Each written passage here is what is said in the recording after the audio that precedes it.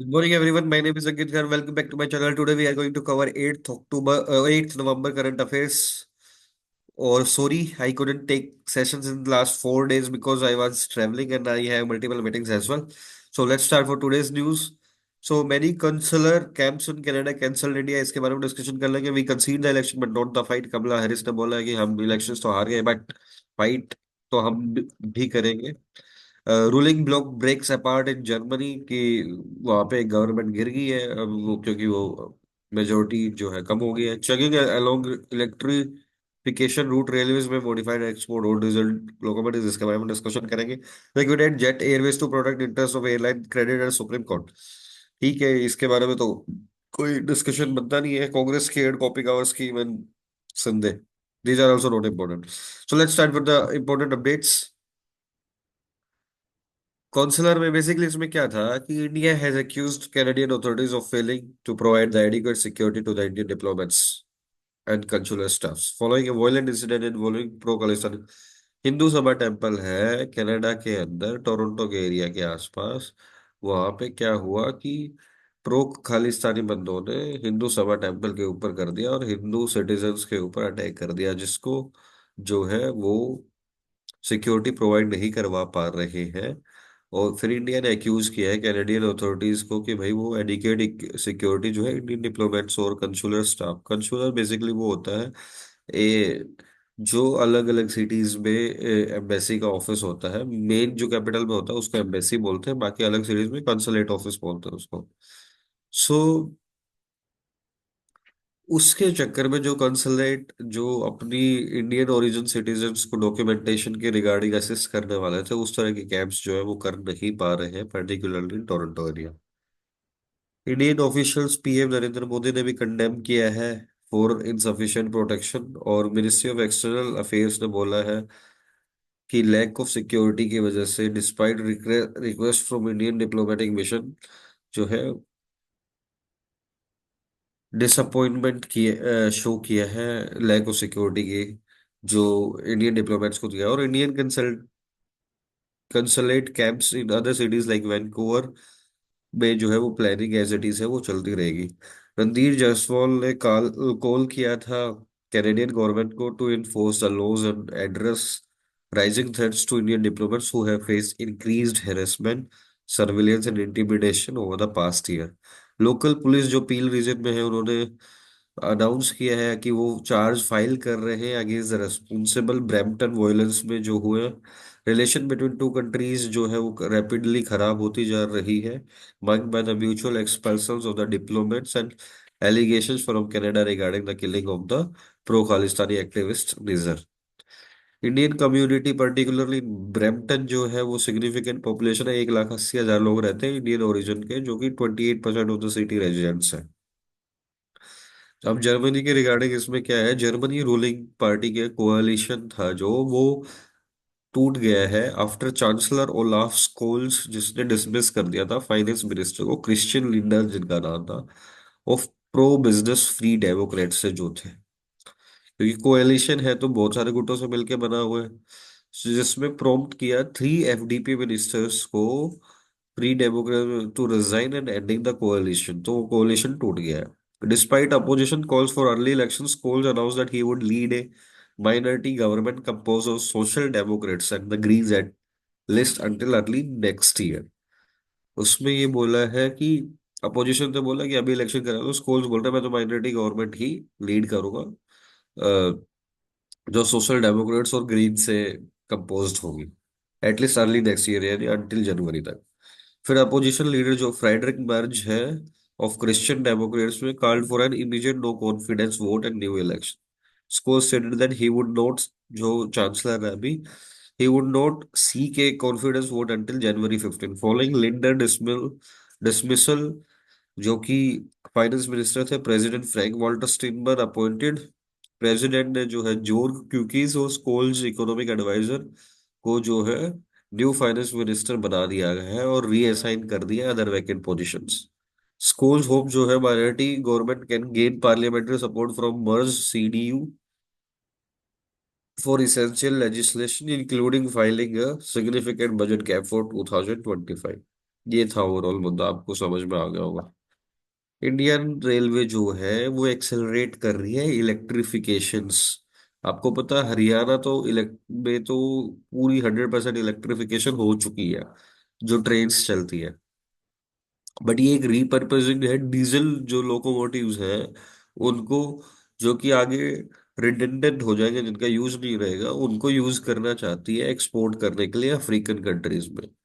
तो रेलवे की जो पीएसयू है, राइट्स जो है वर्किंग कर रही है रेलवे मिनिस्ट्री के साथ, जिसमें वो डीजल इंजन्स को, जो 15 से 20 ईयर्स ऑफ सर्विस लाइफ होते हैं, उनको ओवरहॉल करने की बात कर रही है for export suitability.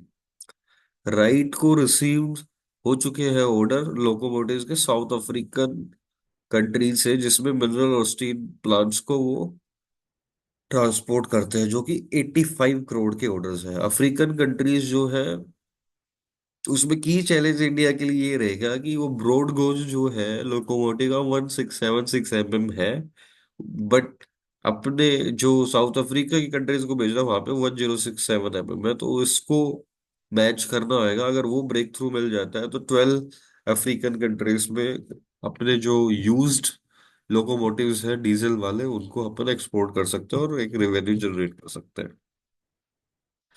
Bengaluru first digital population clock to be inaugurated today. Bengaluru के अंदर फर्स्ट डिजिटल पॉपुलेशन क्लॉक जो है, जो कि डिस्प्ले करेगा real time estimates of Karnataka और इंडिया की पॉपुलेशन के, वो इनॉग्रेट होएगा institute for social and economic change के अंदर। जो कि दिस क्लॉक जो है प्रोजेक्ट बाय आईएसईसी के द्वारा है, and union ministry of health and family welfare, जिसमें अपडेट हुई कि कर्नाटका की पॉपुलेशन एवरी 1 मिनट में एंड 10 सेकंड में, एंड इंडिया की एवरी 2 सेकंड में। Positioned at ISEC entrance, it aims to raise awareness about population growth and serve as a reliable data source for the researchers and scholars. Australia ने जो social media की as use करने की as है वो 16 करके ऊपर पार्लियामेंट में बिल के ऊपर डिस्कशन स्टार्ट कर दिया है, which is the age limit would take effect 12 months after the law is passed, and which I consider as a great move because social media is uh, demolishing the talent of our youth. Rahul Gandhi जो leader of opposition है लोकसभा के अंदर, accused किया है एक senior union minister को, ये कहते हुए कि वो प्रेशराइज करते हैं बिजनेस लीडर्स को to post positive statements about prime minister Narendra Modi, की नरेंद्र मोदी की तारीफ करो आप। गांधी जो कि क्रिटिसाइज करता है बीजेपी को for portraying him as anti businessman, क्योंकि अब बीजेपी बोलती है ये तो एंटी बिजनेस है, पर वो बोलता है मैं एंटी बिजनेस नहीं हूँ, मैं सपोर्ट करता हूँ बिजनेस को, बट मैं अपोज करता हूँ मोनोपोली और ओलिगोपोली। बेसिकली मैं वेल्थ को कंसंट्रेट नहीं रखना चाहता किसी एक पर्सन के हाथ में, किसी दो पर्सन के हाथ में। वी वांट कि business should be fair and it should follow the competitive trade SOPs। सो ये थी बेसिकली एक 5 जज की कंस्टिट्यूशन बेंच है, जो कि लेड की है चीफ जस्टिस DY चंद्रचूड़ जी ने, जिसपे रूल किया है कि eligibility criteria for public service recruitment में वो बीच में चेंज नहीं हो सकता unless permitted by existing rules और ओरिजिनल जॉब एडवर्टाइजमेंट। जो जॉब एडवर्टाइजमेंट में चीजें दी गई थी उन्हीं को ही फॉलो कर सकता है, बीच में प्रोसेस के बीच में कोई चेंजेस इम्प्लीमेंट नहीं हो सकते। जजमेंट ने एम्फेसाइज किया है कि रिक्रूटमेंट रूल जो है must align with the constitutional principles of equality and non discrimination, जो कि आर्टिकल 14 है इक्वालिटी का, नॉन डिस्क्रिमिनेशन के लिए 16 का है। Although being placed on a selected list does not guarantee a right to the appointment, the state must justify any denial of the appointment to the selected candidates. Justice Mishra ने explain किया है rule of the game, जिसमें refer किया है maintaining the consistent selection criteria throughout the recruitment process from advertisement to the vacancy fulfilment.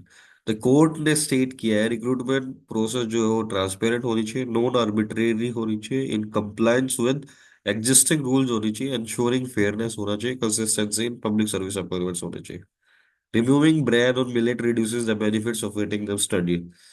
So first of all तो कि जो मोटे अनाज होते हैं जिसमें मिलेट बाजरा है उनको काफी हेल्थ के लिए अच्छा माना जाता है रादर देन वीट राइस और मैदा आई वुड से।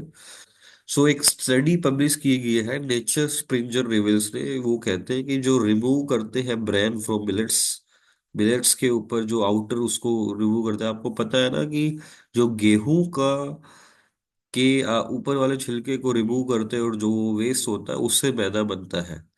तो ऐसे ही इसका रिमूव करते हैं ब्रेन, तो उससे क्या होता है न्यूट्रिशनल वैल्यू कम हो जाती है मिलेट्स की, जिसमें प्रोटीन भी कम हो जाता है, फिर फाइबर भी, फैट भी और मिनरल्स भी, वाइल कार्बोहाइड्रेट्स और एमाइलाइज जो है वो बढ़ जाते हैं। इसको बोलते हैं डी ब्रेनिंग, जिससे क्या है हेल्थ बेनिफिट्स जो कंज्यूम कर रहे थे मिलेट्स के वो कम हो जाते हैं। फिर स्टडी की है मद्रास डायबिटीज रिसर्च फाउंडेशन ने and the Indian institute of millet research ने, बोला है कि कंज्यूमिंग मिल्स मिल्स को एज ए होल ग्रेन ही कंज्यूम करना चाहिए, वही आपकी डाइट क्वालिटी को बढ़ा सकता है और ग्लाइसेमिक लोड को कम कर सकता है। Millets are rich in minerals like calcium भी होता है उनमें, आयरन भी होता है, पोटेशियम भी होता है और फाइटोन्यूट्रिएंट्स भी होते हैं जिसमें एंटीऑक्सीडेंट और एंटी एजिंग और एंटी कार्सिनोजेनिक प्रॉपर्टीज होती है। Despite these benefits, many milks are polished for a longer shelf life and shorter cooking time, though this increases their glycemic index. The researcher recommend promoting dehusked or whole grain millets for their full nutritional potential, aligning with the global and Indian government focus on millets in 2023, the International Year of Millets. NITI Aayog के CEO जो है BVR Subrahmanyam advocate for India to join the regional comprehensive economic partnership and comprehensive and progressive agreement for trans pacific partnership, citing the benefit for India economy particularly for MSME sector, जो कि 40% of India के export में contribute करता है। Although India exited RCEP negotiation in 2019, Subramaniam emphasized the importance of participating in large trade agreement for economic growth.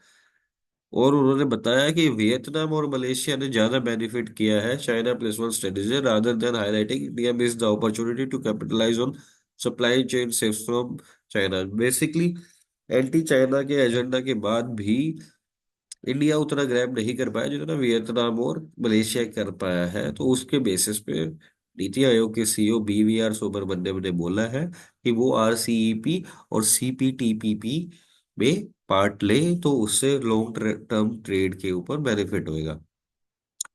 Nadar जी जो है वो most generous person, Haroon list जो आई है उसमें मोस्ट जनरस पर्सन कंसिडर किए गए हैं।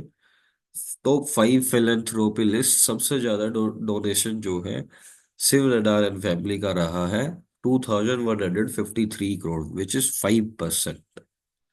फिर रहा है मुकेश अंबानी एंड फैमिली का 5% इंक्रीज 407 करोड़, जिसका इनका 8% इंक्रीज रहा है। ऐसे ही बजाज फैमिली, फिर Birla family and Gautam Adani family है। और जो टॉप 5 फर्म्स है जो सीएसआर एक्टिविटीज में करती है वो रिलायंस है, फिर जिंदल है, फिर रंगता है, फिर यार्डी और फिर वेदांता है। तो इन्होंने किया है इतना 900 करोड़, 228 करोड़, वेदांता ने 131 करोड़। यार्डी सॉफ्टवेयर को इंक्लूड क्यों कर लिया ये समझ नहीं आया। वर्ड ऑफ द डे है इंडोलेंस। इंडोलेंस का मतलब है लेजीनेस। ये थी आज की इंपॉर्टेंट अपडेट्स, होपफुली आपको अच्छी लगी होगी and keep imbibe yourself in the learning journey. Thank you, have a good day, please support my channel, thank you, bye bye, take care.